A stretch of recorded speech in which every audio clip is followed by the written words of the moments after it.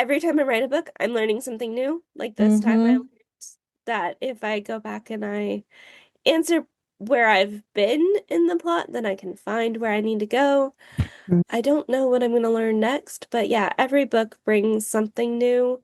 Every Mm-hmm. series brings something new. This is my third series, and it's been a huge learning curve. I have realized that every book too I write ends up getting a rewrite, which I'm like, is there a way to keep that from happening? I would love to know. Welcome to the Wish I'd Done Then podcast. I'm Sarah Rosette. And I'm Jamie Albright. And this week on the show we have Ember May. We do. It was a real fun interview. And our first one with someone from Guam. That's right. Yeah. We talked to her about crowdfunding and starting small because she got a little overextended when she did her first crowdfunding thing of Kickstarter. Yeah, it's a real Wish I'd Known Then podcast. Yes. Yes. And it didn't sound like it would be that complicated, but when she started describing everything that was involved, I was like, yeah, that's a lot. Yeah. And we also talked to her about, she stopped using social media a whole lot and in-person events. She really enjoys in-person events and her neurodivergence as a writing superpower. So all that is coming up. Yeah, it was good. And we should mention quickly that this podcast is sponsored by Vellum, and we'll talk about them more in just a little bit. So tell us what's been going on with you. Back in the writing cave, doing writing, research. I cannot do a skinny, thin little draft. I have to fill it out a little bit. You were talking about the other day. You can go back later and you can put all this stuff on the wall. I have to have some stuff on the wall as I'm going on the first draft. So that means I have to do a little research to get certain details. But like I had this one scene I was writing, it was in a train station in Luxor in 1924. And I was like, what is around there? Where would they go? And so I did some research and I found out that they had little stalls and it said in every station they sold these certain types of foods. And I was like, okay, they can be eating these foods while they're talking. And that just helped me get over that little hump. It's like I get stuck and I'm like, I need at least a detail or two. So so that's what I've been doing. That is about it. I've got some other projects on the back burner, but I really have nothing to talk about those yet because they're just brewing. Nothing really exciting. Yeah. So very good. What about you? I have been writing as well. I am in that part that I love about writing. Ooh. Unfortunately, that part takes me a long time to get to, but I feel you. I hate it. Oh, this is fun. Yeah, we have a long stretch of, and then we love it at the end. Yeah. But I'm close to being done, done. And I guess it's maybe why I love it. But we love having written. Will start coming and you're like, or you're putting the pieces together. Like I've written this book, worked on this book, all of this, and I've just now really figured out the main character's goal, motivation, and conflict. I mean, I had vague shadows of that.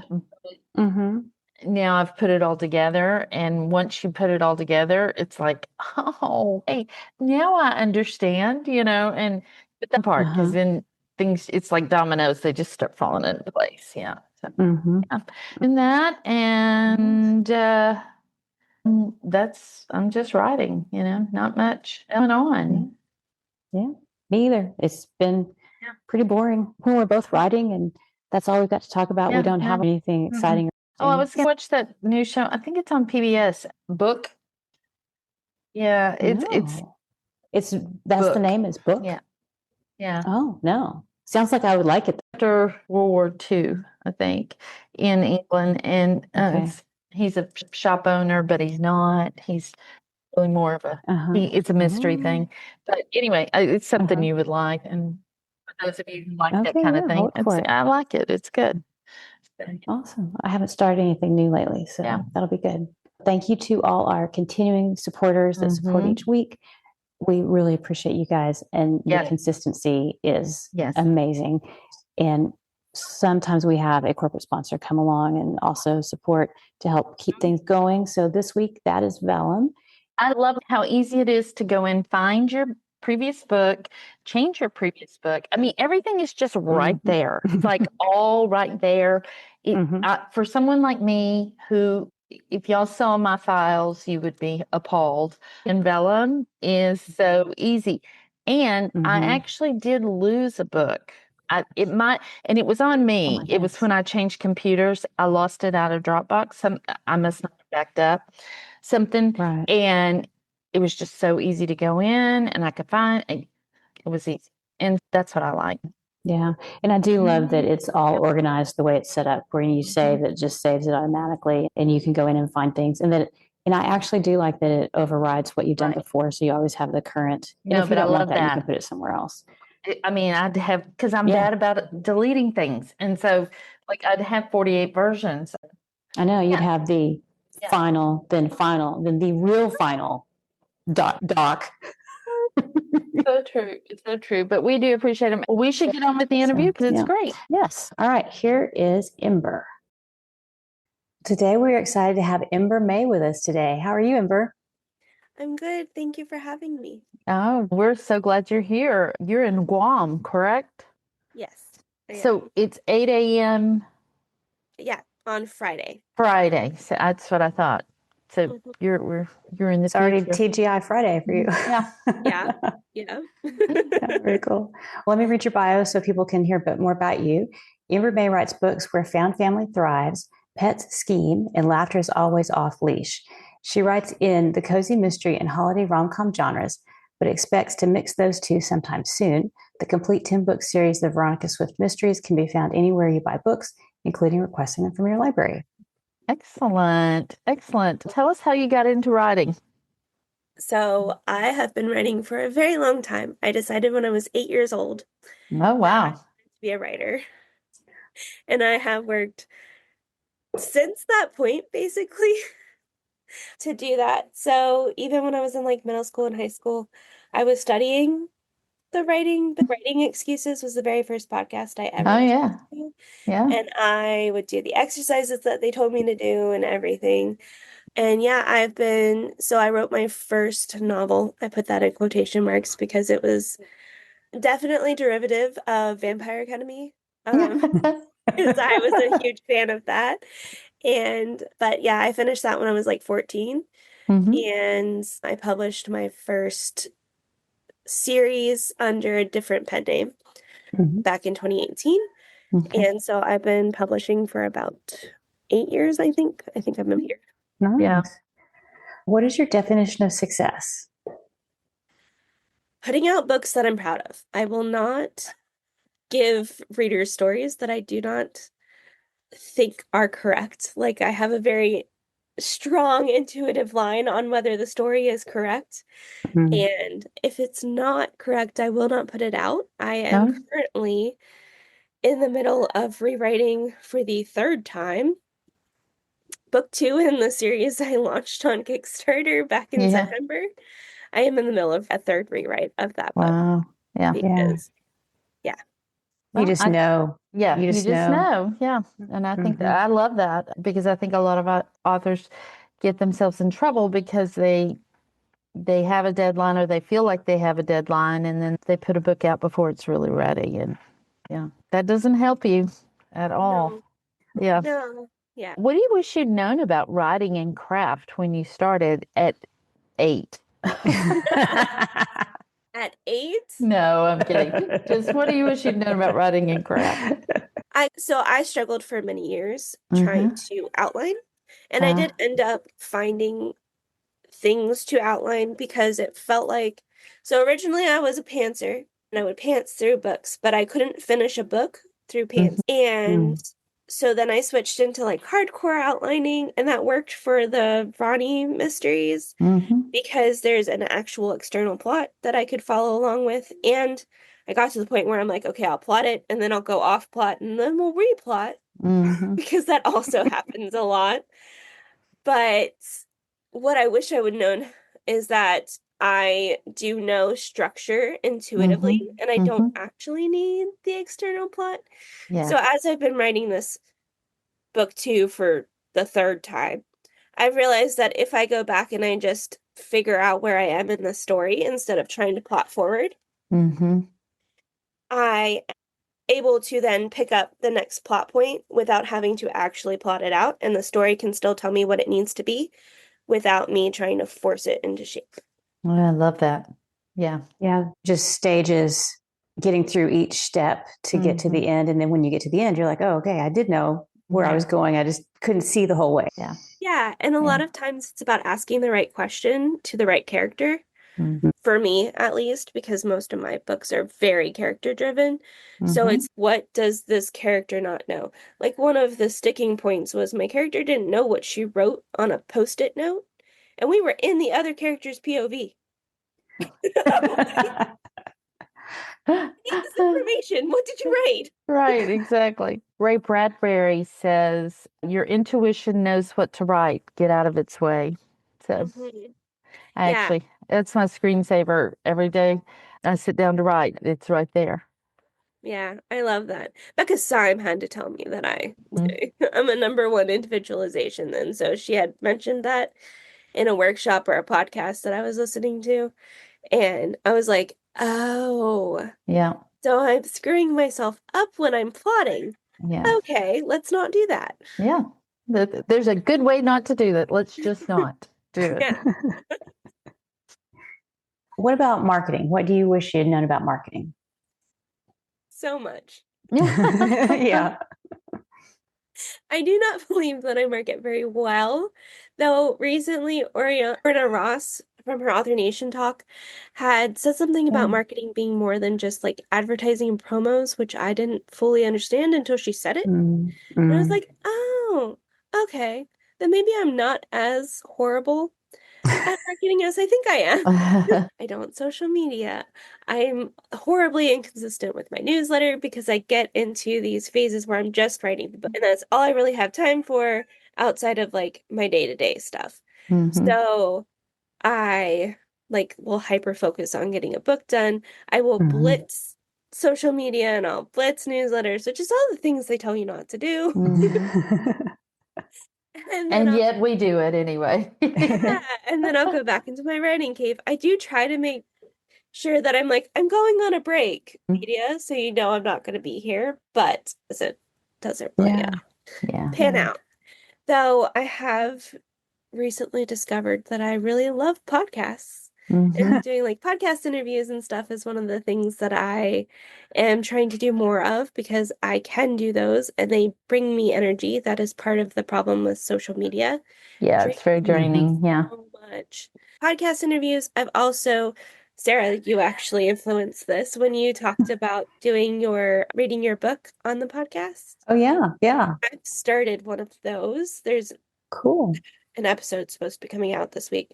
But yeah, so I'm starting to do that. There's a lot of things I'm starting to do after deciding that like social media and trying to force myself to do stuff is not working. That makes me happy. I'm happy to hear that. Yeah. What are you glad you know now? That my brand is more than like a logo or my influence on social media. It can also extend to the in-person events that bring me so much joy. I really love talking to readers about my books. I really love reading my books out loud and then seeing people's reactions to those books, and also giving people experiences is really important to me.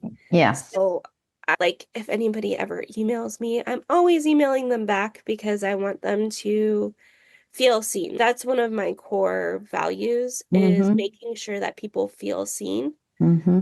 And to learn that marketing includes that kind of stuff is really fun for me because I can definitely like 100% jump on board with that, which is part of how I ended up doing Kickstarters is I wanted to be able to give that experience to readers that were coming to buy my books. And you can't get that through retailers. So what sort of things did you do for your Kickstarter that made it more personal?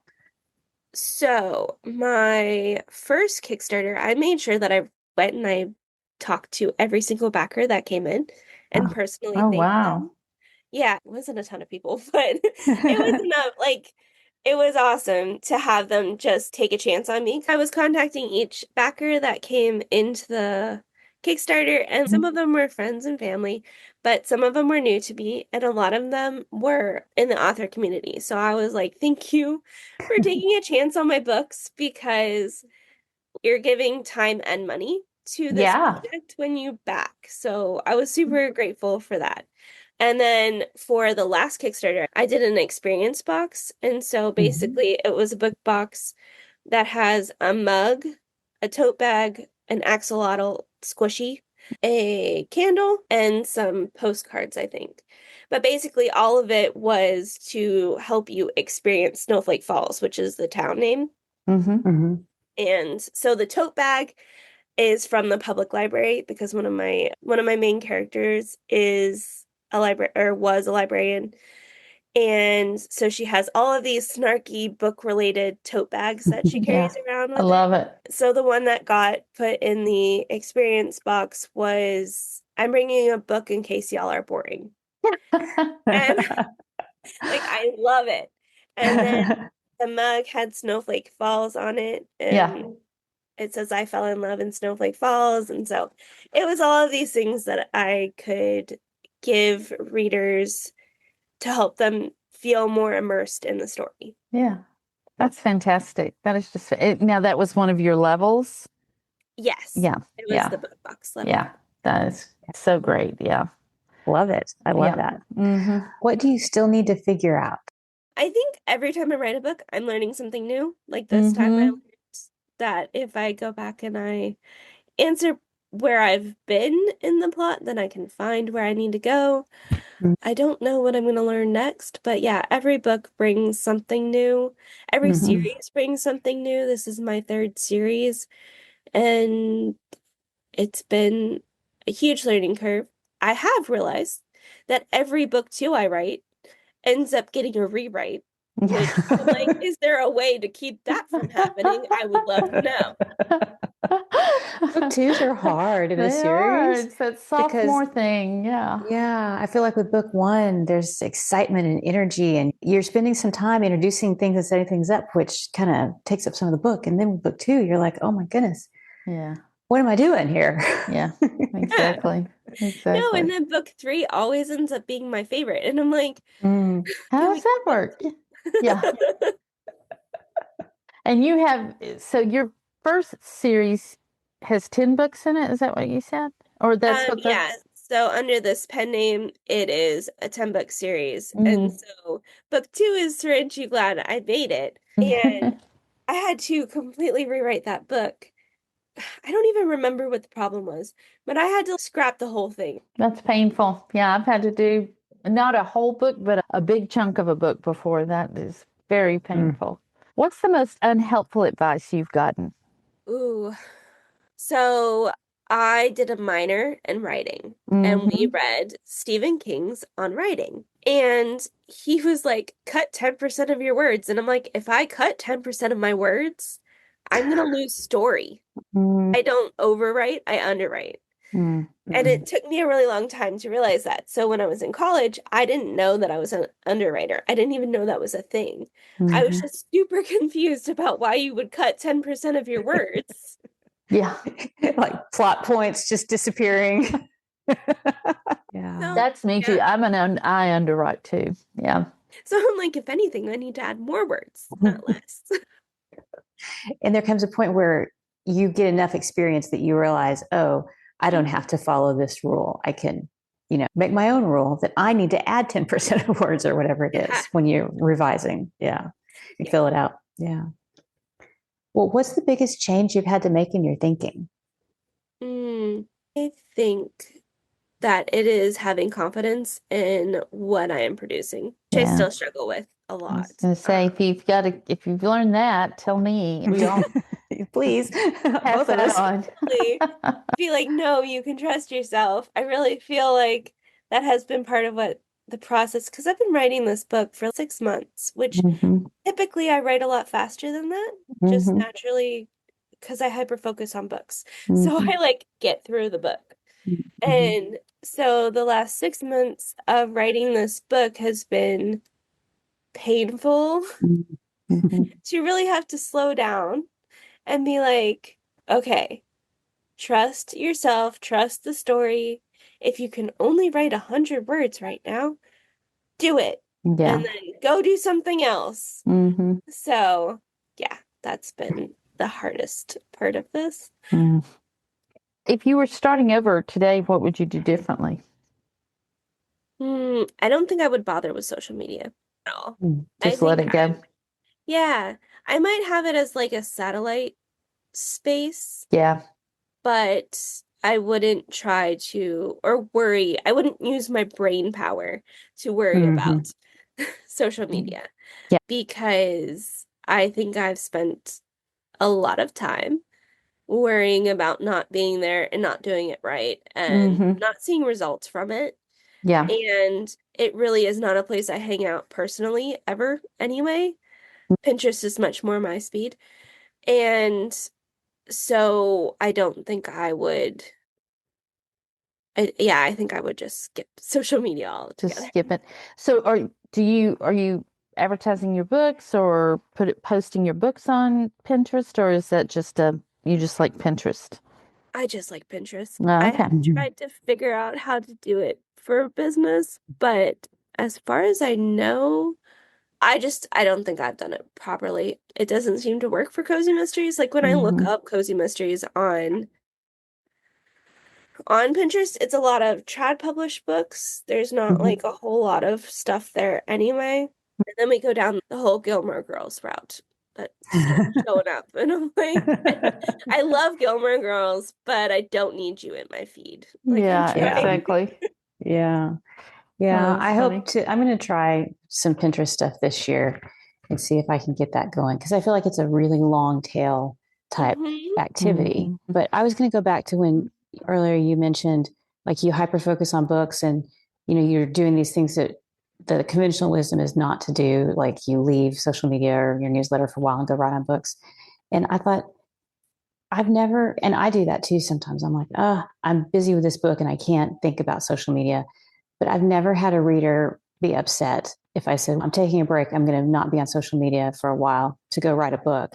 I've never had anybody say, oh, I'm so mad at you. You must come back to social media. They want the books. And so it's kind of like that's the trade-off sometimes for authors is we have to cut certain things to be able to do the books. Like you said, just letting people know, hey, I'm going to take a break. I'll be in my writing cave for a while. I'll be back soon. I think that's a great way to do it. Yeah. If you're doing social media. I always am checking my email. So if somebody would email if they really need you, they can get you. Yeah. Yeah, I would definitely answer an email. It's just spending the time, like, because conventional wisdom is you spend time on the platform you're going to be posting on. You're part of the community. So it's more than just posting. You have to go and comment on people's things and interact with people's posts. And it's just a lot more emotional and time than maybe you want to give to something like that. Yeah, it can be draining at times, I think. And the fact is, because I was just telling Sarah earlier, I'm gonna take February off TikTok. Not gonna, but I'm gonna make a post, and people are gonna go, "Who are you again?" Like they don't get it. Yeah, they're not really keeping as close a track as we think they are, exactly. or we feel like. Yeah. Have you been on this app? I haven't seen you. Yeah, they don't care. Yeah. Let's circle back to Kickstarter because one of the things that I thought was really interesting that you mentioned was learning to start small with Kickstarter and just do a simple first project. So what did you learn and how was your setup so that it was small and manageable? And what did you learn about that?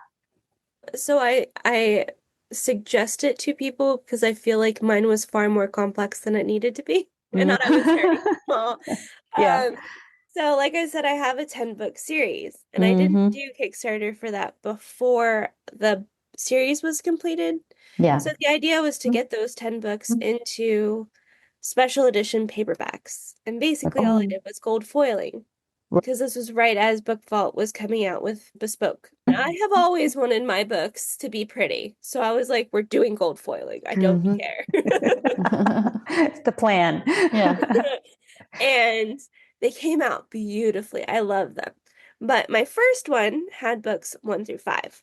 So I had tiers that was book 1 through 3, or book 1 through 5. And that got so convoluted. And I had ebooks, regular paperbacks, and special edition paperbacks. Oh my goodness, Right yeah. there, I had 9 different tiers that I had to parse out and make sure I was fulfilling. So it gave me a fulfillment headache for sure. And Mhm. I thought I was being smart and limiting it to things. I did not go to the book box that my heart desired to make initially. And then I did my second one, which was the back half of the series, now to make sure that people coming into that one wouldn't have to not have the first 5. I did the first 5 included in that. So I Mhm. ended up with almost the full alphabet of the word tiers in Gosh. in my second one. So when I say start small, I think that people, especially people who have have a backlist, go in, do one book. Yeah. Don't And do a then whole, ebook. or even half a series, right? Yeah, do one book, do a paperback and a special edition hardback if that's what you want to do. Find your keystone offering is what I call it, but make sure Mhm. like the thing that you're bringing people to and know your audience for Mhm. that thing. That's what the Kickstarter is built around. But I did not know any of that when I started doing my Kickstarters. So I was just like, we're gonna give options for everybody. Yeah. That's a lot, and that is a headache. It is a headache because Yeah. that's really one of the big reasons that I've not done one is because I just don't want to be on the hook for either creating new content or having to have just a ton of fulfillment. Mhm. That is just overwhelming for me. What else do you wish you'd known about doing a Kickstarter Hmm. besides start extra small? Yeah. So I also started with a whole lot of promo I was trying to do. So I do have a YouTube channel. I am Okay. also not consistent there. And but I was trying to do like all of these things. So I was trying to do DIY make with me's where we would Mhm. make stuff for like digital reward stuff that people could get for free on my website Right. to go with the books. And then Mm-hmm. basically I was trying to use those videos to direct people to the Mm-hmm. Kickstarter. And then Mm. I also did a bunch of graphics and stuff for social media to try and drive people to Kickstarter. Mm-hmm. What I learned is that none of it was working. Most of the new people that came in were from Kickstarter. Like majority of the people that I've had back any Kickstarter of mine has been from the Kickstarter ecosystem. Really? Mhm. Yeah, it's been amazing to see how many people are like, I thought it would be way lower. I didn't think I would make my first goal, even though it was $500. Like, I was like, Right. we are probably not going to fund. I don't know enough people. Right. The other thing I learned from my first one, and I mentioned in-person events before, Mm-hmm. I thrive in-person events. Yeah. So I started creating launch events for the day that the Kickstarter goes live. Yeah. And Oh. so there's a coffee shop here on Guam, and I would invite people to it, and we would do little games. I would do a Q&A. I do readings of the book Mm-hmm. and explain to them what Kickstarter is because nobody here knows what Kickstarter is Right. and how it works and everything. And then I also had basically, it started off as an accident because one of my family friends had this set of teacups that she didn't need anymore, so she gave them to me. And I was like, we can make these into raffle prizes. So I took these teacups and I put like tea bags and hot chocolate Mm-hmm. and cookies because my family bakes. So we Mm-hmm. made cookies that were related to the series and we put them and wrapped them in these cute little baskets. And the first 6 people to back the Kickstarter project then got Mm. one of those things. Yeah, Nice. and that worked really well. Like it got people motivated to go. Yeah. Excitement. Yeah. Yeah. How did you do this since were you in Guam when you did these Kickstarters? So how did you handle the mailing and all that? Because I know people outside the Mm-hmm. US, it's a challenge for them at times. Yeah. So technically we are US. Sometimes the postal system gets confused, but like technically we are supposed to be US. So I can still use USPS to ship to the States. Oh, that's great. One of the sticking points for Guam, though, is that because of something called the Jones Act, it has to go to a U.S. port. So even if I'm ordering something from Australia, which is closer to me, it still has to go to the United States mainland. It can't even go to Hawaii. It has to go to the mainland Wow. and then get shipped here. Anything from China, even though we're right there, has to be shipped to the US and then brought here. Oh Oh my my God. goodness. So what I did every time I've done is I drop ship the books from Book Vault. Yeah. Yeah. Yeah. That's so smart. Yeah. Yeah. And then I'll send book plates for physical items, though I am considering doing a digital Signature. signature. What? Yeah, Yeah. for this one, just because I believe it will be easier than Mhm. trying to. Yeah. Yeah, that's what I did last two times I've done special editions just on my store. I just let everybody know it's a digital signature, and no one's really been upset with that or said, Yeah. "Oh, I would prefer." Maybe they would, but they haven't pushed back on it. So I think that's a good solution. Yeah, because otherwise we're paying shipping twice and Yeah, it's that's expensive. crazy. You have a Kickstarter that will go live soon, and it's for a retreat. So Yes. tell us about that because that's really interesting. Yeah.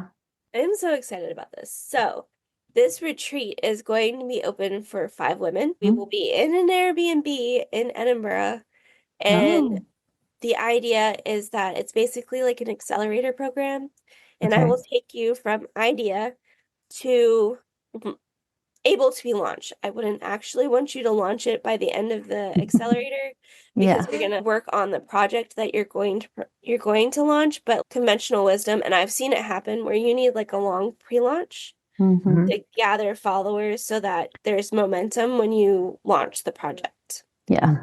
But basically, the idea is to go from idea to launch by the end of a 5-day retreat. We'll have working mornings where I'll teach the modules to get you familiar with Kickstarter and then go through my system for Mm-hmm. how to create a Kickstarter because I was actually smart when I started my first Kickstarter and I had a list of questions and things that I needed answered. And then each time I've done a Kickstarter, I just tweak it to make it fit the next one.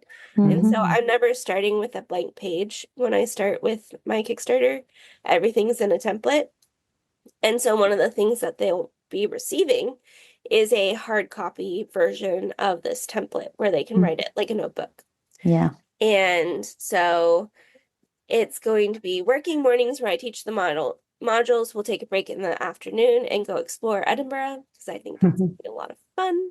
And Mm-hmm. then we're also going to do working evenings where we're specifically working on their projects and really putting into practice what they were taught that morning Mm-hmm. so that they're ready to hit launch by the end of the program. Wow. That's great. Just kind of hand holding through that process is so beneficial. Plus, you get to do it in Edinburgh. So, yeah. Yeah. I was super excited about the idea, and then it also goes really like strongly to my strengths because I am anybody who does Becca's drink. I'm a number one individualistic and a number 9 developer. So Mm. like I can look at your project, I can look at your audience, I can look like if you know these things, I can look at how you operate and be like, this may work for you, but it also might be a stretch for you and it's gonna drain you. Yeah. Let's focus here. It's great. So customized and Yeah. for Very each beneficial. person. Yeah. Yeah. That is fantastic. I love That that. is, yeah, I that's haven't great. heard of many Kickstarters that are for in-person events. So No. I think that's a very cool idea. In your email to us, you mentioned that you're neurodivergent. And so tell me what your superpower is for being neurodivergent, because I think that I have ADHD and was late diagnosis only in the last couple of years. And yeah, I can give you a long list of the things that I think it hurts me on, but there are things that I think it helps me on. So tell me what yours are. Definitely hyperfocus. I Mm-hmm. can lock into that hyperfocus real easy. Also makes me inconsistent. Like that's one of the things. The yin Um, and the yang, yeah. yeah. I also think that ADHD people in general are really like heart-centered people. It seems like they can Mm-hmm. see people. And so I think that's one of my superpowers is seeing people and knowing when they're not okay and trying to help them be okay. So that is another of my superpowers. I think that it helps me with my characters in that way too. Like I am a high empathy, though that's number 3 for me, I think. But yeah, it really helps me to dial in to write characters that have real feelings, I think. And not that other people can't. I'm just saying it helps me do that. It's your superpower. Yeah, it's my superpower. That and using my skills to fight crime, I do that as well. Awesome. Yeah, I know. Neighborhood watch over here. Beautiful. Oh, this has been great, Jamie. Did you have any other questions? Did we hit everything? I think we hit everything. This has just been so fascinating. I just love how you did what you did. You thought you were going small, but then you saw, you know what, you can go smaller and it would still work. And I love that because, again, the thing with Kickstarter is it overwhelms me. I think that for people like that, this is so great.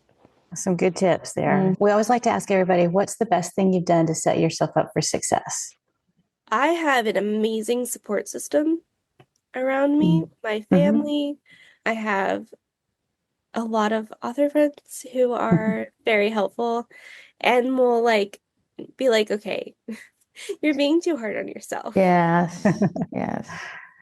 So I don't think I would be where I'm at without that support system because I would have made myself crazy. Yeah, that's great.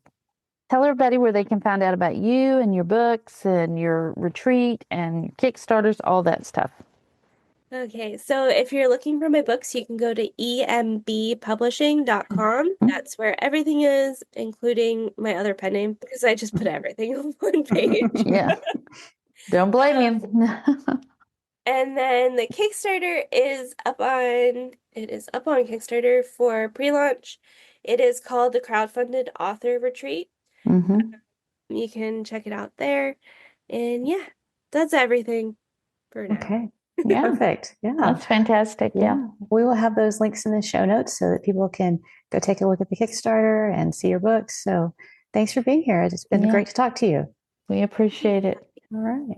So you can find all those links at wishidknowforwriters.com/support, or also you can support us there, and you can also support us on Substack. What was the name of that place we're on? Substack. And also don't forget, our sponsor this week is Vellum. You can go to tryvellum.com/wish, and we will see everybody next week. Bye, everyone. Bye.